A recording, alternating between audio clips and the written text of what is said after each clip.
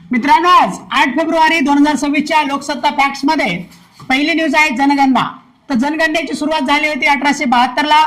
1872 ते 1931 पर्यंत जातीनिहाय जनगणनेचे स्वरूप त्या जनगणनांमध्ये होते। त्यानंतर 1941 मध्ये जनगणना झाली नव्हती, कारण महायुद्धाच्या कारणामुळे ती झाली नव्हती। त्यानंतर 1948 मध्ये जनगणना कायदा झाला आणि त्यानंतर मग जातनिहाय जनगणनेचं स्वरूप बदलून वेगळ्या प्रकारे जनगणना होत आली। नंतर मंडल आयोगाने देखील 1931च्या जनगणनेच्या आकडेवारीचा वापर केला होता। बेरोजगारी बद्दल ध्यानात ठेवा, 2025 मध्ये युवक बेरोजगारी दर 15% होता, तर एकूण कार्यबलातील एकूण 21.7% लोक नियमित रोजगार आपल्याला पाहायला मिळतात। त्यानंतर आहे उत्पादन क्षेत्र, जीडीपी योगदान। उत्पादन क्षेत्राचे जीडीपी योगदान हे गेल्या 10 वर्षात फक्त 15 ते 16% राहिलेले आहे।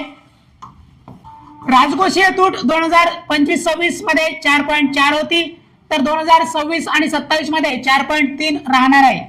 त्यानंतर महसूल तूट हे 1.5% कायम राहणार आहे।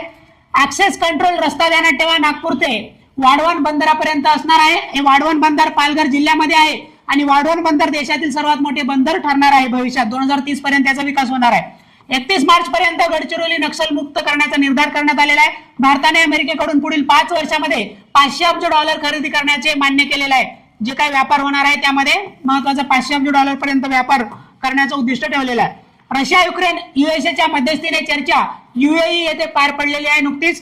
त्यानंतर सेगाव बुलढाणा, गजानन महाराजांसाठी प्रसिद्ध असलेले सेगाव येथे 25 ते 28 फेब्रुवारी दरम्यान राष्ट्रीय आयुष आरोग्य मेळावा 2026 पार पडणार आहे। त्याचं उद्घाटन राष्ट्रपती द्रौपदी मुर्मू यांच्या हस्ते होणार आहे।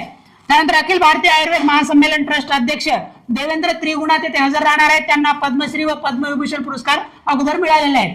तर या एवढ्या 8 फेब्रुवारीच्या घडामोडी होत्या। धन्यवाद।